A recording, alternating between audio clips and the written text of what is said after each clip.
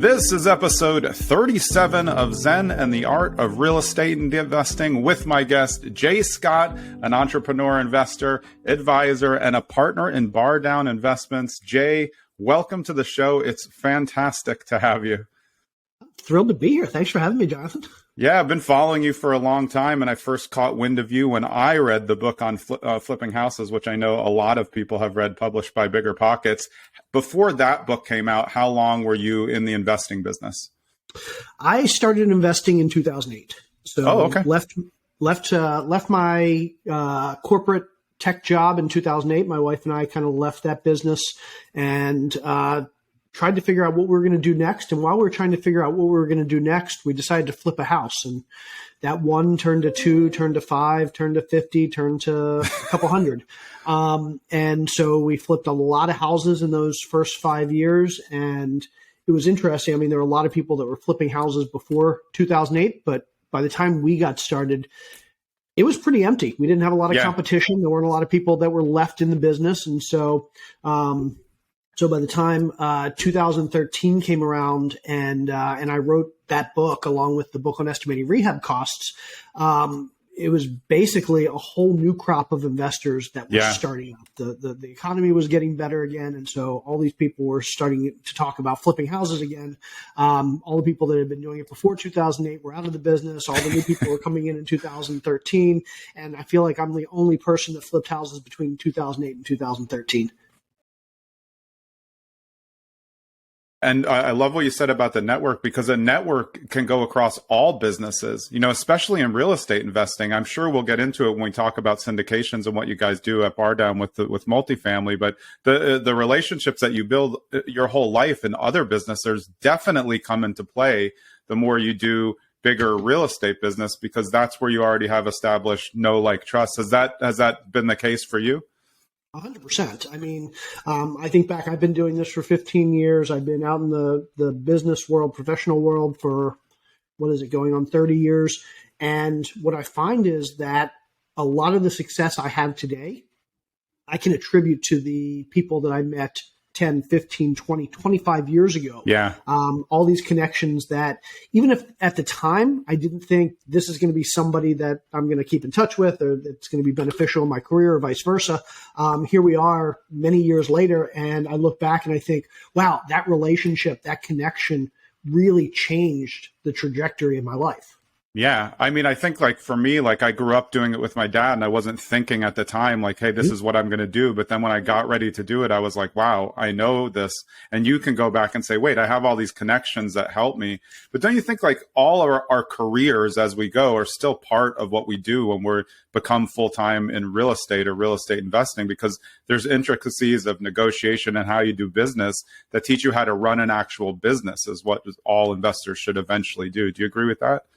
100%. And what I like to say is one of the reasons that I've been successful at real estate is because I knew so little about real estate when I started. I've never considered myself to be a real estate investor. I'm not a real estate guy. What I am is I know the business side of things. I'm a business guy.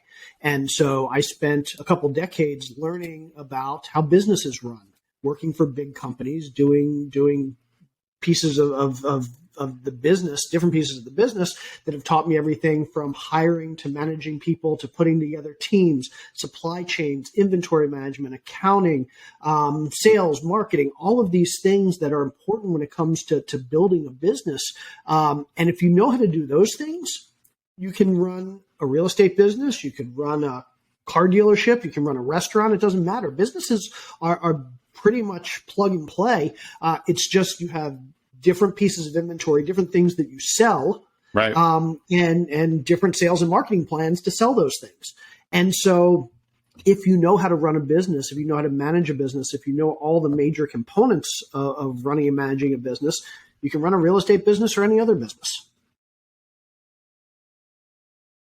So how was the first flip that you did with your wife, and how did you know that you were going to be able to move on to the second one? Yeah, it was the worst project I've ever done in my life, and it was the best thing that ever happened to me at the same time.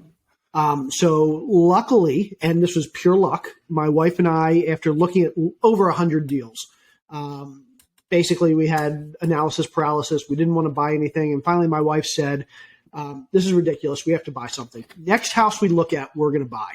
I don't care what it is. Next house we look at, we're going to buy. And we went out that weekend and we looked at 2 houses. And so she said, I guess we're buying both. And I'm like, we haven't even bought one house. We're not buying 2. She's like, we're buying both. We ended up buying the 2 houses. I love it. And we ended up closing just a couple days apart. Luckily, we bought 2 because the first one went so poorly that if we hadn't bought the second one, we probably never would have done a second deal. Wow. So the very first deal, we, in retrospect, overpaid by a good bit. We underestimated the renovation costs. We way underestimated the timeline. We overestimated the resale value. We made every mistake. Everything. And then not knowing the business, not knowing how much we didn't know and what 2008 really meant for real estate, we put the house on the market. And when it didn't sell in like 3 weeks, we said, okay, we might as well rent it because we're not going to be able to sell it. I mean, It's been 3 weeks. How can we not sell a house in 3 weeks? Well, that sounds like a long time today, but for anybody that was 2008, in 2008, 3 weeks was like, it could take 10 months to sell a house. And so we said, okay, we're going to rent this house. So we rented the house for, I think it was 2 years, 2.5 years. We actually did a lease purchase, a lease option. Yeah. And so they paid us for like 2.5 years. And then one day in the middle of the night, they just picked up and moved. Like, we didn't even know that they left until one day we get a call from the police that there's been a break-in at one of your houses. Your neighbor reported it, blah, blah, blah. I was like, tenant didn't tell me. We went. The tenants were gone. I have no idea. They could have been gone for a day or a month. And so we did a second renovation. This was, I think, 2011. After we had renovated 100 houses by then. Oh, yes. We did. So yeah, this was 2.5 years later and everything was going great. We re-renovated that house. We got it sold. At the end of the day, that first house that took us 3 years to sell, 2 renovations, a lease purchase in the middle of it, we made $3,000. So we can say that our first deal was profitable. Yeah. But given the amount of time and effort and stress we put into that property, it was not very profitable. Luckily, the second one went better. Yeah. And so that encourages us to do the third and the fourth and the fifth and to keep going. What made you want to go bigger into multifamily after you had done all of that flipping? Nothing. I just wanted the hell out of real estate. 2016 came around, and I'm being partially serious. 2016 came around, and I was getting a little bit burned out. By 2017, I said, I can't do this anymore. And I basically stopped flipping houses. I basically stopped everything in 2017. I didn't really announce that I was stopping. People, I think, kept thinking I was still doing real estate, but I was like, that's fine. I hadn't decided what I wanted to do yet. I was thinking about going back into the tech world. I do some advisory work for some startup companies. There are a few other business ideas I was kicking around outside of real estate. And so 2017, I was like, I'm going to take the year off and I'm just really going to kind of focus on not doing anything and figuring out what it is I want to do. And so 2017, I kind of took the year off, and beginning of 2018, I was starting to get bored again, and my wife was getting sick of me sitting around doing nothing.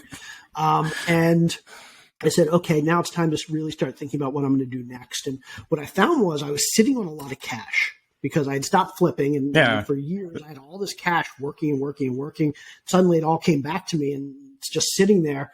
And I'm like, whatever I do, I need to put this cash to work. So instead of thinking about what I'm going to do next actively, let's think about how I'm going to invest this cash. So at least I have a plan there first. So I started thinking about how I was going to invest that cash. And the most obvious solution for me was I should put it into real estate because I know real estate. I can do due diligence on real estate and I can just invest it passively. And so I started looking at real estate syndications, large multifamily syndications and self-storage syndications. And what I decided was I really liked those vehicles as a way to invest my cash, but I didn't trust anybody else with my money. I didn't want to hand my money over to another real estate investor because after being in this industry for a decade at that point, I realized that so many people had no idea what the hell they were doing.